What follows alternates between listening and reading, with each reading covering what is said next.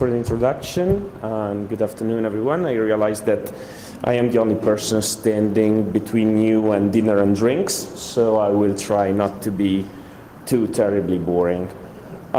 This presentation is actually a joint work between myself and my friend Eric. I am from Politecnico di Milano, which is a large university in Milan, Italy. Which, as you probably know, is the third largest Italian city. The first largest Italian city is Rome, and the second largest is Sao Paulo in Brazil, where 5 million Italians live and 2 million live in Milano. So Eric is Canadian and works in a company that he founded called Linklayer Labs. He's the actual automotive security domain expert. Unfortunately, while Brazilians like Italians a lot, so we can get a visa on arrival, Brazilians do not like Canadians as much. And in particular, in this past autumn, Brazilian visa officers around the world went on strike precisely in the weeks where Eric should have applied for his visa. So Eric is not here thanks to bureaucracy, but he surely is with us in spirit. Meaning alcohol. The topic that I would like to talk about is automotive insecurity. So if you have already followed presentations on the subject, please bear with me for the first 5 minutes while I bring everybody else to speed on the same subject. And also, I do realize that there is a language barrier, but feel free to interrupt me at any time with questions. There's no need to wait for the end of the presentation. I like to get questions even in the middle. And you can try asking them in Portuguese if you speak very, very slowly and very, very clearly. So the automotive world is basically a very weird beast, because modern vehicles are actually networks of computers traveling on wheels. You can find even hundreds, more unreasonably tens and tens, of ECUs, electronic control units, inside each vehicle that basically have been there for ages, running things like injection control, the automatic gear shifting, but also interesting things for the passenger, such as the control of electronic doors or the controls of the infotainment system. They have just grown from being very simple controls to more complex computers. For instance, when ABS was introduced, ABS was a control system that was significantly more complicated than previous control systems. And over time, they basically became a network of computers of varying levels of sophistication.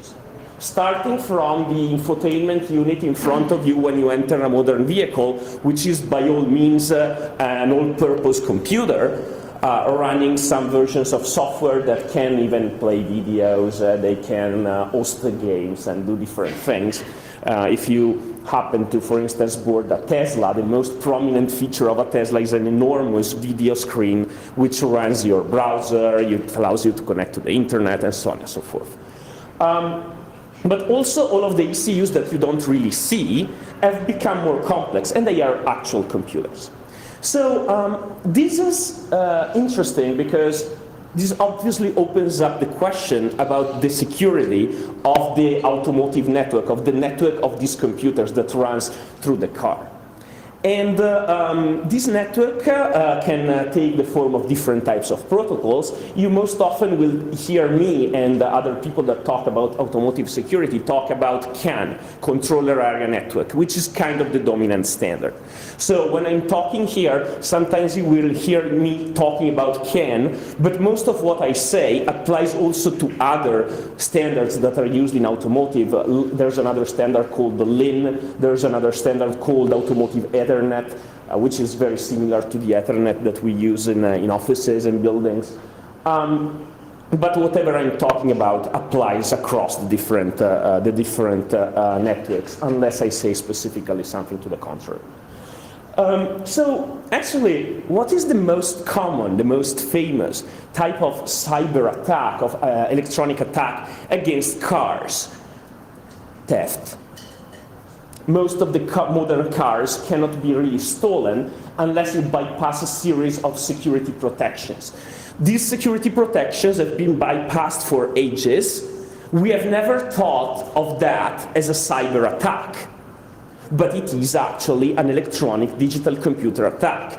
So there's videos, if you just Google up, I didn't know about the connectivity here, so I didn't put actually the video link in the slides, but if you Google up hacker steal 3 minutes, and you will find a BMW, Audi, it's not necessarily just that brand, see attackers stealing the cars. There's both demonstrations, such as this one that I'm quoting here, but there's also actual videos taken from surveillance cameras of people breaking into cars and stealing them. So this has been going on for a while.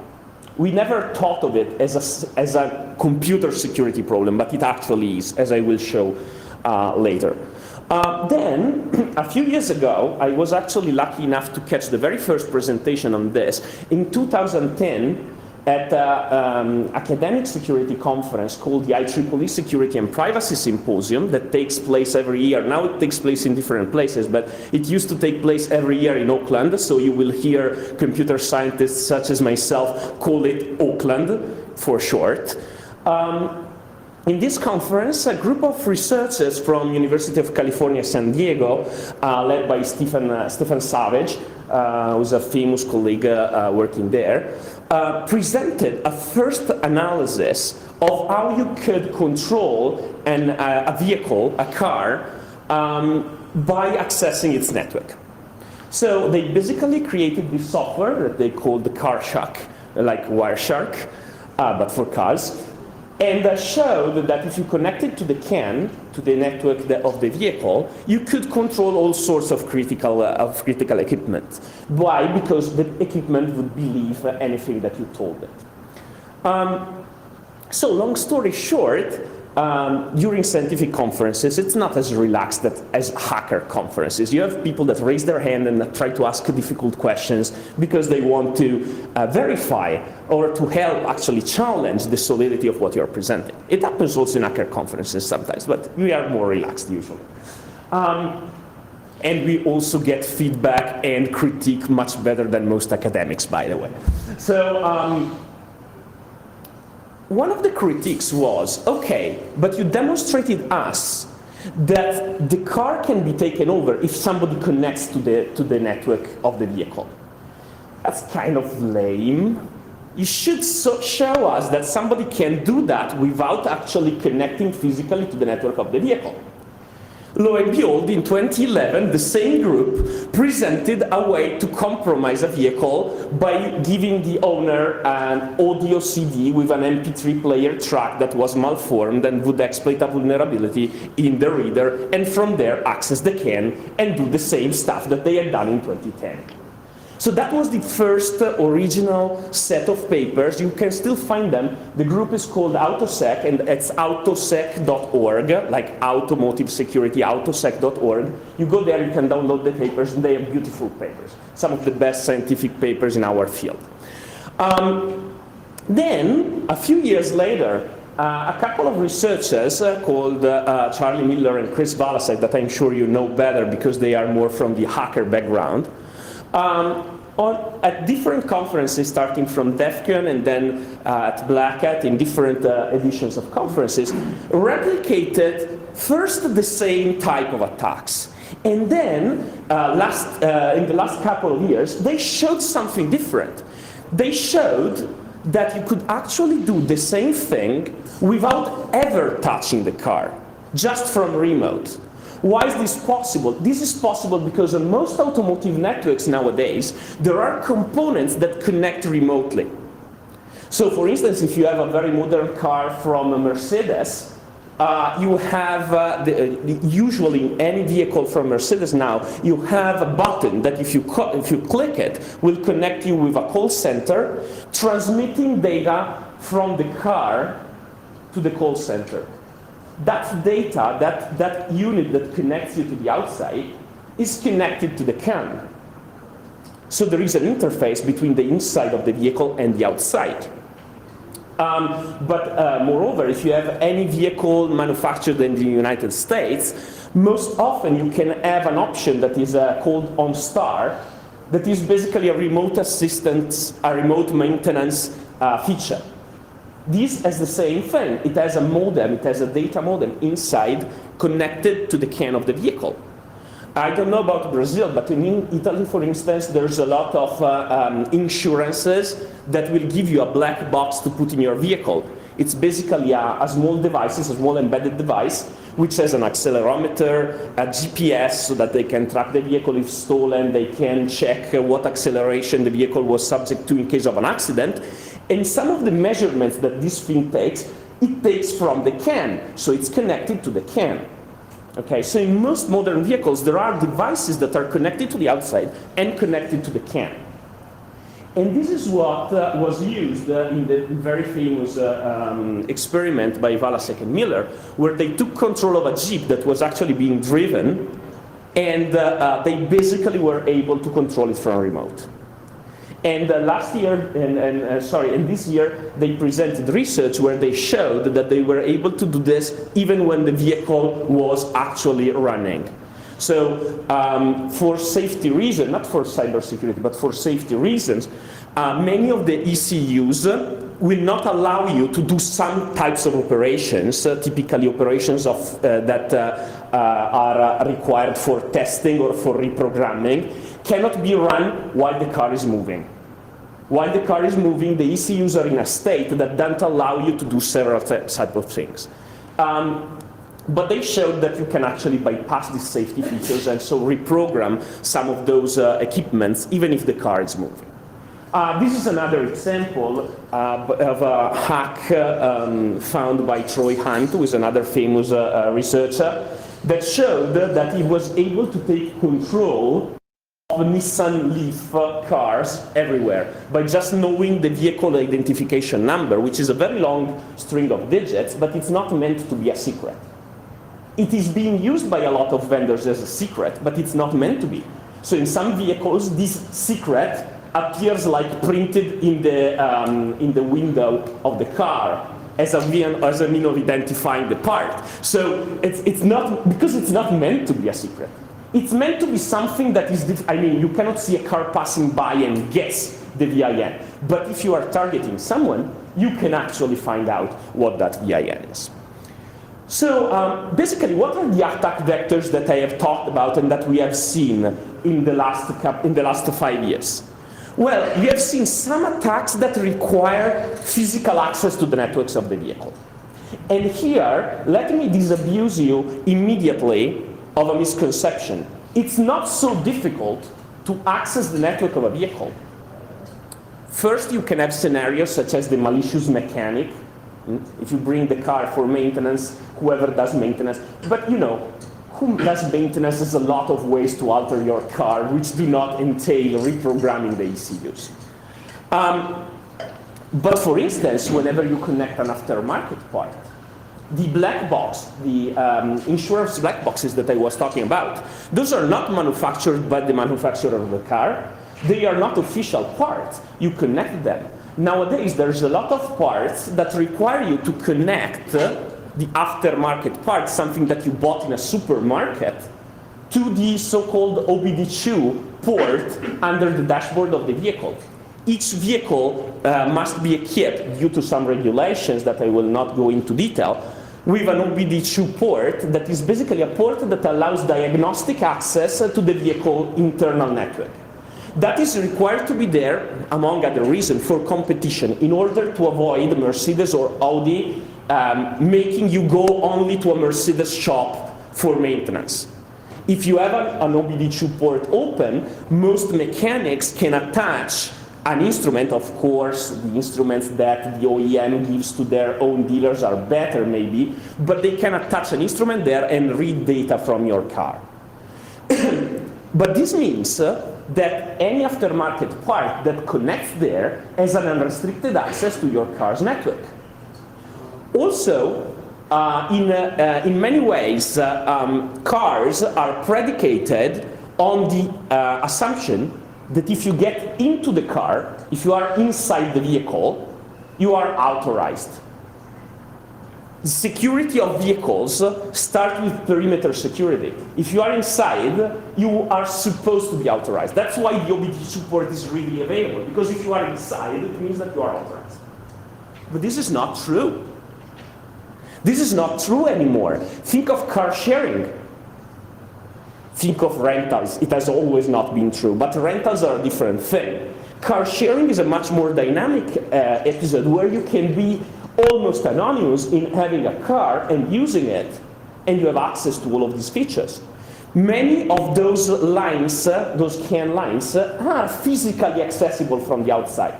There's one specific type and brand of car, I will not say it aloud because I'm being recorded, but there's one specific type of brand of car, you can Google it up, it's the most stolen car in Europe.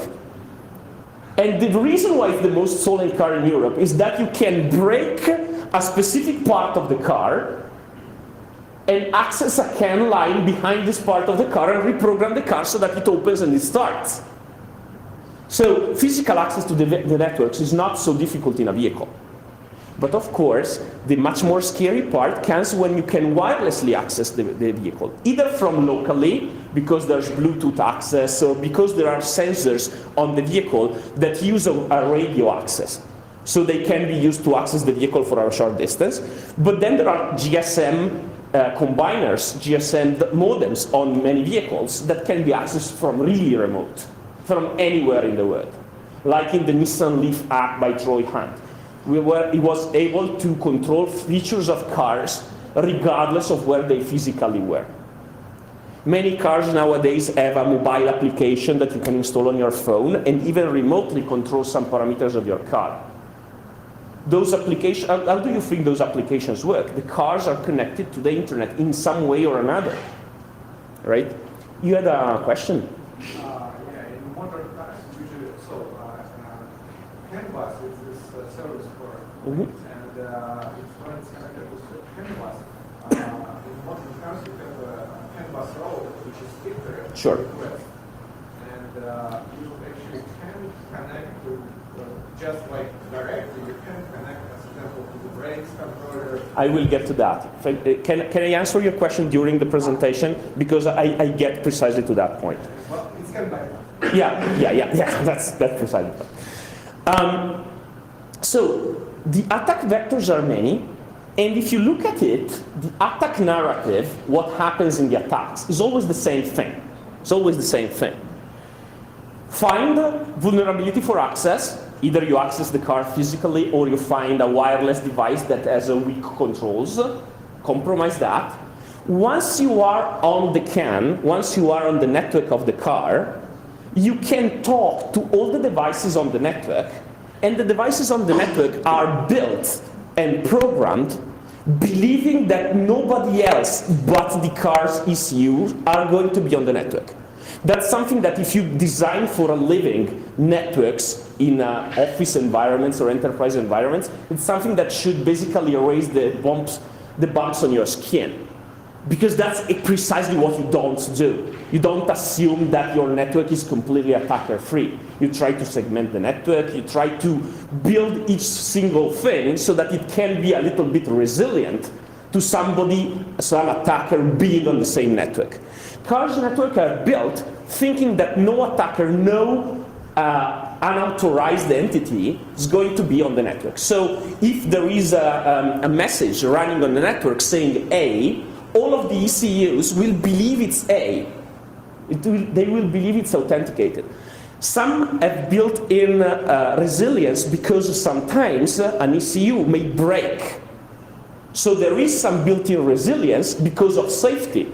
You don't want an ECU to go mad and just create problems with the handling of the car. But that's all there is. You never design cars believing that an active attacker would be on that network. So if you get access to the CAN, it's kind of game over with current cars. It's kind of game over because they think that there's never going to be an intruder on that network. And so at that point, you can do whatever. So all of those different attacks are really all the same thing. They are beautiful. I'm not demeaning those. They are beautiful and they raise attention to a problem. But they really all show the same thing. You break into one of the perimeteral controls, you get into the CAN, and from there you can do anything. You can reprogram the car, you can steer it, depending on the features of the car. A very old car probably will not allow you to really steer the car, whereas a modern car that is basically already fitted for being controlled by sensors can be probably controlled very extensively from remote. So, one of the interesting things is what happened. It actually resonates on what was said just before in the previous talk about BIOSes. When you find a vulnerability in a car, how do you patch it exactly?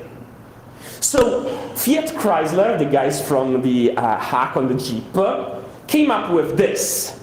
They sent every owner of a Jeep that could be potentially affected a USB key that the owner was supposed to insert into the car to activate the reflashing of the involved units.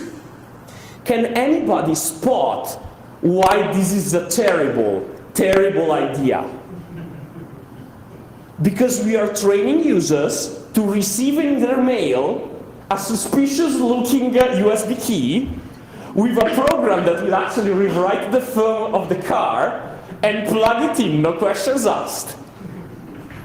This is an astonishingly bad idea. So on the plus side, you have to give to them that they wanted to avoid sending each of their owners to the dealer to have the update. But this is a bad idea. This is a bad idea, however you look at it. So since this is a bad idea, and sending people to the dealer is a much better idea, that creates an issue. And the issue is the issue of so-called non-reactions. So this is an XKCD comic that actually explains very well what I mean. Urgent critical update available, details, fixes an issue that was causing random laptop electrical fires, kind of Note 7 prescient thing. This update requires you restarting your computer. Ah yes, tell me later. I'm not going to do it now. Just think of the same, but with a car, and having to take the car to the dealer and leave it there for a couple of hours. Later, much later. So if you think of patching cars, the most likely thing that could happen, in the most positive word, is that you can patch them yearly when people take them in for their yearly check, if they do it. That's the most reasonable thing. You cannot really think that you are going to update and patch cars unless you take the Tesla route. Tesla cars can be updated from remote for all their firmware. So when you park your Tesla in your garage, you are supposed to have a Wi-Fi connection there so that your car during the night can patch itself. That's not the future that I wanted to live in, but still, that's much better than not being able to patch anything. Except for the fact that this obviously means that there is a component on the Tesla network inside the car that can reach all of the ECUs and patch all of those. So I really sincerely hope that they designed that very well. And the result that you get if you cannot patch things is what we have observed yesterday. Thank you, whoever you are, for this example. With the Internet of Toasters, IoT, bombarding sites with a denial of service. Why? Because taking control of these devices is easy. Patching them is very hard. I don't want to be there to witness a botnet of cars doing this.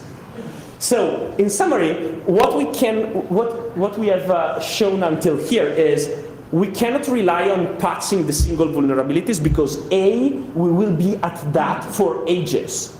If we wait for each single hacker in go home, dismantle their car, you will find a vulnerability. It will take time, it will take effort, you will probably not do that. But in general, all of those cars, all of those automotive networks are very vulnerable. They are relatively easy to exploit. Once again, not diminishing the technical skills of those that have shown the exploits. But if we go ahead, we can exploit those vulnerabilities one at a time for a very long time. That's not the way we fix the problem. Also because we cannot patch the cars, really. But security engineering does not start from getting these single vulnerabilities. That's the end. Security engineering does not start with bug bounties. It starts from security design, goes on with security in the development, and then the bug bounty or the penetration test is kind of the last thing, the thing that helps you fill in the holes that are left. But if everything is a hole, starting from the penetration test is not a very good idea. In particular, if those holes you cannot really fill. So we don't need a way to design invulnerable networks, because this would basically mean picking up all that has been done until now, throwing it away, and starting from scratch. In the automotive industry, this is never going to happen. The automotive industry does not redesign anything from scratch. Each model is designed based on the knowledge and based on the previous platforms that are updated, they add an ECU, they modify some code, but they start from designs that they already have.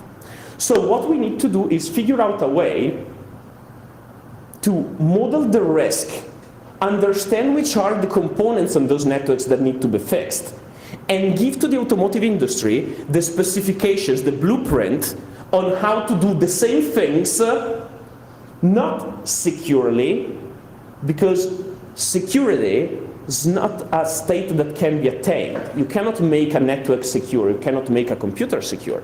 You want to make it secure enough against the specific types of attacks and threat vectors that create risk. And you need to be able to assess the risk.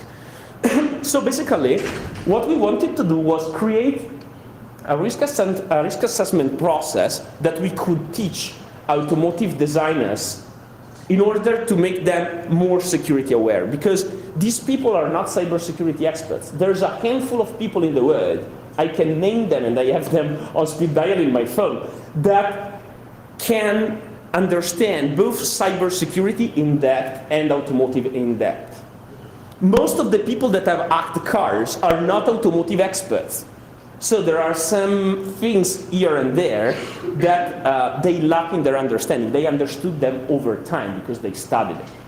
On the other hand, the people that are going to be responsible for implementing this are never going to be us. Automotive industry will not hire one of us to do security of their vehicles. What they want to do is to create awareness of these security issues in their designers. And so we needed to figure out a way to give these designers a chance to understand these security issues. And in particular, we wanted to create a tool that could support this design. So the intuition from which we started is this. Usually, when you do risk assessments in enterprise environments, you do them on a very large scale, because an enterprise is a very complex thing. You have many types of risk to entail. There's human risk, there's all sorts of things that you need to take into account. So this means that there are no real good risk assessment software. You cannot really build a risk assessment software. There are some, but they are basically little more than databases for you to fill in. But a car is a specific environment. It's much smaller than an enterprise. And in reality, it's almost always the same thing. It has 4 wheels, it has an engine. Sometimes it costs more, sometimes it costs less. But more or less, the problem is constrained from a computer scientist point of view. Then automotive engineers spend their lives in creating cars that are better, nicer, and faster. But from a computer security point of view, this is not an enormously difficult problem. And actually, most of the risks can be mapped on the topology of the network, because those networks have a fixed topology that more or less always similar. Let me show you how we did this, going through a process where we started from the analyzing the assets, getting to the threats, creating what we know attack trees, but for the automotive industry, this is not a model that is particularly in use, and map them on what they can understand. I will go through these step by step, so I don't spend and waste time on this slide. So the first step for any security risk assessment, what is it? It's the asset definition. You figure out what are the important things that you want to protect. And really, if you're looking at cars, there's 4 things. It's always the same 4 things. There's the safety of the operations of the car. There's the value of the car, the vehicle itself. There's the possibility of having private information, such as the location of the vehicle or where the vehicle traveled, leak. And there's the intellectual property built into the car. Those are the 4 assets that for an OEM, for a manufacturer of cars, are important. Then, if you are an operator of a fleet of cars, for instance, take the example of what Uber will probably be if they end up building their own self-driving vehicles or modified self-driving vehicles, they are going to have a fleet of cars that they operate. So for them, the risk equation is different. But if you think about it, what is going to be at stake is always the same thing. The safety of the operations of the cars, the value of the cars, because they could be stolen or they could be destroyed, the intellectual property built into the self-driving component of the cars, and the private information of their renters or of their riders. So if you think about it, any scenario that you can build with attacking a car ends up in these 4 parts. Then there's a lot of other things. So for instance, if you are an OEM, one of the things you care about is the brand. When Fiat Chrysler had that issue, their brand took a hit, obviously. Was it a very severe hit? Not really. If you look at their trading, on the stock trading, it was not very severe. But that's something that an OEM cares about. My cars explode. That's a very significant threat. But a brand can be impacted only as a result of these 4 things. Because the cars are unsafe, because the cars can be stolen, because the cars leak private information. There's no other way that the car security can impact the brand. So if you're looking at car security, those 4 things are the only 4 things that you care about. Now compare this with risk assessment in an enterprise. In an enterprise, there's gazillions of things that you can care about. Gazillions of things that you need to protect. This is much simpler. So let's move to the other component of risk, threat. Who is targeting these cars? Well, there's a set of examples there. Hackers, researchers, the Charlie Millers of the world. There's the thieves. There's tuners, the people that modify the performances of cars. They are interested in accessing in an illegal way, not illegal in the sense of a law, but illegal in the sense of not allowed by policy of the OEM, the entities on the CAN. We could have in the future ransomware for cars, for instance. Why not? If now they lock your phone to try to extort your ransom, why not locking up your car? €100 for unlocking, or $100 for unlocking your car instead of having to wait for the dealer to come and reflash it. A lot of people are going to pay for that. So if this happens, it's not going to be me, but you can thank me for having told you in advance. Your competitors may be willing to attack your vehicle network to extract IP from it. Or there can be targeted attacks. All of the scenarios where there's somebody like 007 wanting to kill somebody, yeah, all those scenarios can happen, of course. Now, what we do usually when we do risk assessment in the IT world is we try to rank these threats, right? So help me rank these threats. Which is just focus on these. There may be others, but focus on this. Which is the most common, the most likely to happen? It's actually very easy. I told you already. The second, like theft. Theft is the most common one. The one that we also know most about, because all of us, when our car is stolen, we go to the police and say that it has been stolen. Insurances have historical data of stealing of cars ranking back in generations. So that's the most common one. If you had to choose another one, the second most common, much less common than theft, but the second most common, which one would it be? Anybody? Oh, come on. I didn't hear you. Try that again, louder. Target, in my point of view, the first place for me is communications, and the second place is target attacks. Okay. And third place I think we may have a misaligned definition. So I'm not asking which are the most dangerous. I'm asking which are the most likely to happen, those that happen more often. Okay? So in my personal perception, the one that happens most often by far is theft. It has been happening for ages. It's going to happen still for ages.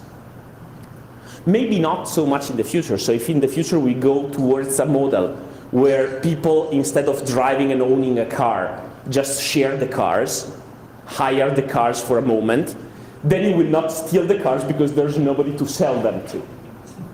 But that's a faraway future, pretty far away future. I will be retired by then, so I'm pretty happy with not considering that scenario.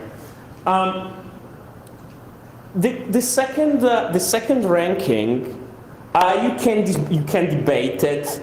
There's several possible candidates there. One candidate could be the tuners. There's a lot of tuners around in the world. Aftermarket sellers that want to sell you aftermarket devices that connect to the car and do some things that the car is not designed to do. They can be also not necessarily malicious, right, in their own. So for instance, take the latest announcement by a very famous hacker, George Hotz. Geo Hot announced that he has a company that wants to make regular cars self-driving, like an aftermarket device that you plug into your car to turn the sensors that are already on board the cars and the actuators that are already there into a self-driving car. That's probably something that many OEMs will consider a very invasive modification of their vehicle. So that's something that some OEMs could consider, I don't know if they will, but they could consider it a threat. Somebody selling a third-party modification tool that changes the behavior of the car in a very significant way.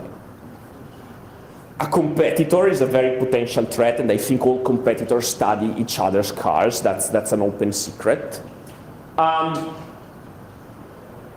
Researchers are a very likely threat in many ways, for cars right now in particular.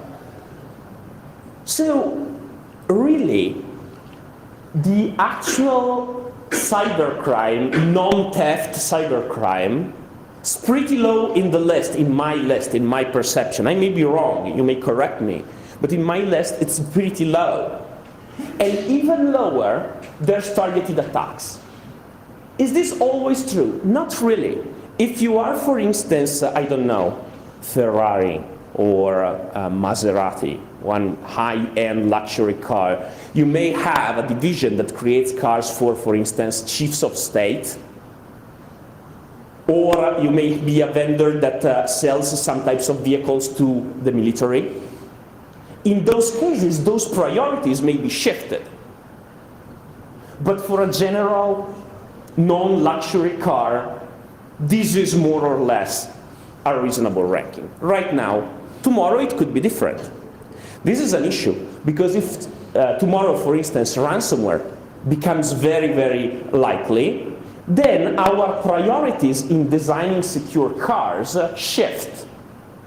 And the issue is, what do I do if these shift? How can I change the behavior of the vehicles that are already there in order to handle this threat? So you see that we need a very good way to document these choices, these design choices, and to be able to simulate what happens if one of these design choices changes. Let's take the basic example, theft. Why am I taking it? Because it's the most likely thing to happen. It's something that we all understand. We don't even need to go in depth into difficult analysis of the car. And it's also going to be kind of the worry of most major manufacturers. If you go to talk to them about the security of their electronics, that's kind of the first thing, because that's one of the things that they already care about, even before all of this hacking started. So, what are the goals of an attacker that is trying to steal a vehicle? Well, this is also easy. Most of the attackers that I have shown have more complicated scenarios that they can play. But a thief wants to do only one thing. They want to steal a vehicle. So we can actually build what we call an attack tree, and you have seen them because those are a very normal model for us to think about security, but they are not normal for the security, for the car industry. They use safety trees, which are very different, because in a safety tree, which is the type of tree that you use in mechanical engineering, for instance, for analyzing the possible impact of defects or of breakage, there is a very important assumption. Things break randomly. In attacks, things do not break randomly. There's somebody actively trying to find the best possible way, the best possible combination of things to break. So attack trees are very different, and they are used in a different way. The automotive industry is not used to reason like this. So for theft, and this is a simplified version of an attack tree for theft, it's just for this example in this conference. But for theft, you have different ways to steal a car. Well, of course you can physically steal it. You just grab it and take it away. That's one way to steal a car. But if you want to steal it electronically, there's basically two big areas that you can go and target. One area is trying to replicate the signal of the key. That's one area. The other area is trying to make the car start even if the key says that it should not start. So it's these two possibilities that I see over there. Activating ignition on the one side, so turning the key, even if you don't have the key, or generating traction, making the car move even if the ignition is not activated. In order to activate ignition, you need to do two things, basically, on most modern cars. Those two things are, you need to make the so-called immobilizer say it's okay to run the car. The immobilizer is an electronic device that basically reads a signal of some sort generated electronically from the car key, in order to avoid you mechanically, if you still have a car with a mechanical key, mechanically making the car start. Okay? So you need to generate the immobilization signal, and you need to create the signal that says to the engine, start. So generating the run command is one part, and you also need to generate the immobilization signal, which you can obtain in two different ways. You can either tell the immobilizer ECU, okay, there's the immobilizer key near you, start, or you can generate on the network of the vehicle, a fake message that says, I'm the immobilizer, everything's good, you can start. Okay, there's these two approaches. You can go the other way around, and in order to make the car start, even if there's no key, you need to do two things. Create torque, make the engine actually spin the wheels, and shift the gear from park to drive. In order to provide torque, there is a specific ECU that is actually going to activate the engine for you. So you can just control that ECU. This tree could be much broader because you can do this in other ways. I'm just giving you a demonstration of the fact that there are different paths to get to the same goal. Okay?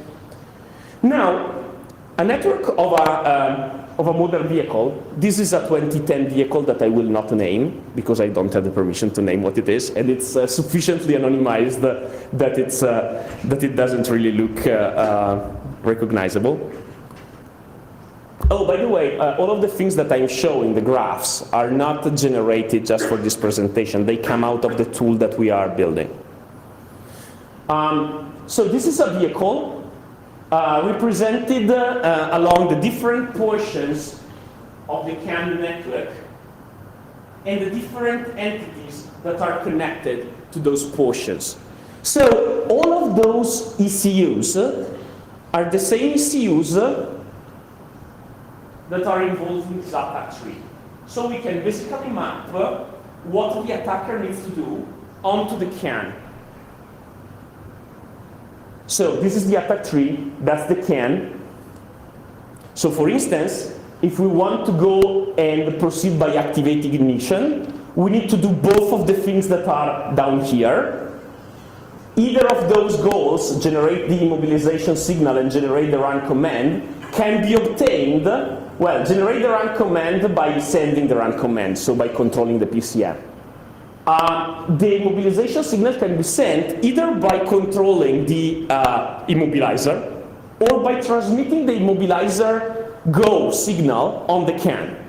So either you control, let me put those in evidence, so you need to control this.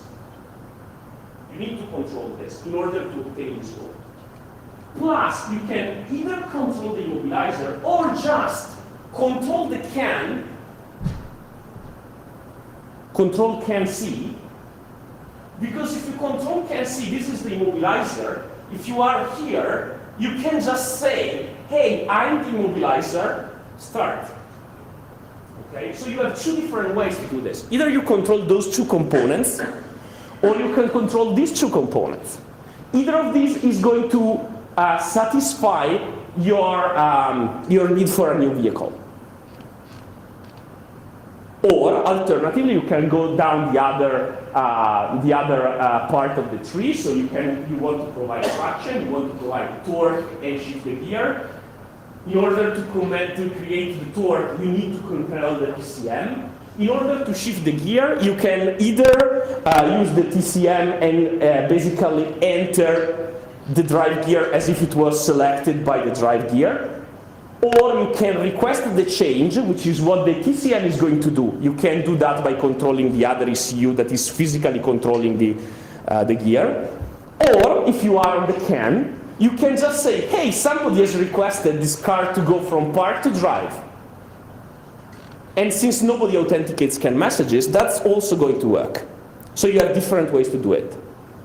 Once again, simplified model, just to give you an idea of how you need to bring those towards the CAN. Because at this point, you know that if you want to steal a vehicle, basically whatever you want to do, you will need to reach the PCM. And then, one of the best ways that you can steal a vehicle, according to this very simple analysis that we run together, is by controlling the CAN C. If you can control the CAN C, in general, you can bypass anything else that is controlling the vehicle. To be honest, in order to steal a vehicle of this type, you need to have those two things that are in the brighter red over there. If you are controlling those, you can have the vehicle. Now the question is, you are outside the vehicle. how do you get inside the vehicle? All of these pinkish components that you see here are interfaces that are outside the vehicle. This CAN network is actually pretty much embedded inside the vehicle. The attacker can reach all of the other points. So if you are an attacker, an example vector of ingress is this one. This connector that you see here is the OBD2 port. It's not really the OBD2 port, but it's connected behind the OBD2 port. And it's connected to the TIPM, which is the module that on this specific type of vehicles controls basically everything that gets transmitted between the OBD2 port and the internal part of the CAN. It's the gateway that you were referring to earlier. So this gateway needs to be designed securely. Everybody knows that already. But after this analysis, I can tell to the designer of this gateway precisely which things this gateway should not allow to flow between here and there.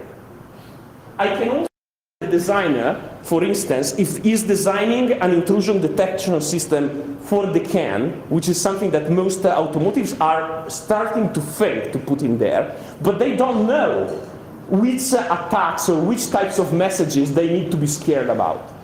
Now we know which messages somebody trying to steal the vehicle is going to generate. If we replicate this analysis for all of the scenarios, we can generate A, the specifications for the most important pieces of that network, B, the intrusion detection rules that can be applied on the different portions of the CAN, and C, which is very important, if you are a conscientious OEM, and after you have designed your network, you run a penetration test on it, you don't give a penetration tester just the device, like the TIPM, and say, test it. Because then the penetration tester does not know which objective they need to achieve. They will come back to you with a lot of things that they found, but they are not necessarily the things that you care about. Instead, by plotting this, you can tell the penetration tester, what I want you to do is try to make this TIPM generate specifically this list of messages. This TIPM should never go into this condition. And that's a much more targeted, a more effective way to test the device. This actually responds to a standard that has been recently released. When we started working on this, J3061 was recently released. J3061 is the first cybersecurity standard for vehicles, January 2016. SAE is the Society of Automotive Engineers, so it's the body that actually generates most of the safety and security standards that you apply in vehicles. So this is the first cybersecurity recommendation for vehicles. It's very recent. It's very recent. And actually, if you go through it, it's a bit costly to get a copy of it, but if you get your hands on a copy, it actually describes a process that is pretty much requires an analysis process such as the one that I showed to you. They use a model called EBITDA that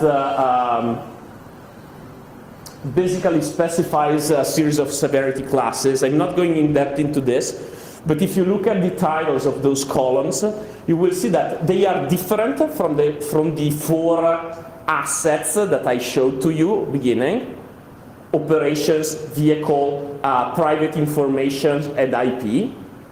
But if you look at the descriptions, they are basically the same four things. So you can map precisely the same thing that we are saying to the standard. It can generate the same output. So in conclusion, what I've showed is a risk-based security design process for automotive networks, a simplified method that can be applied blindly to a network of devices such as CAN network PVCUs, and that can be automated. And in fact, we are automating it. So I cannot give access openly to the tool, but if anybody who has attended the talk wants to write me in private, As soon as we are able to give access externally to the tool, I would be very happy if anybody who is already interested in designing or specifying components for automotive networks, if you want to give us feedback, that would be absolutely appreciated. And we would be very happy to have people that do tests for us use the tool for free.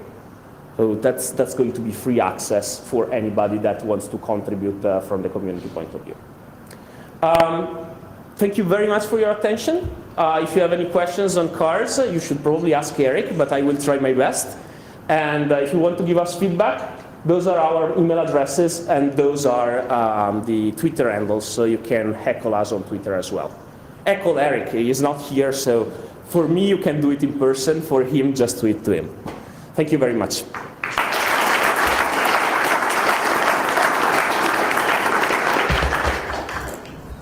Questions? It's late. I'm going to be around. I'm going to be drunk tonight, but tomorrow I should be probably okay, so you can ask me tomorrow about anything else. Thank you very much.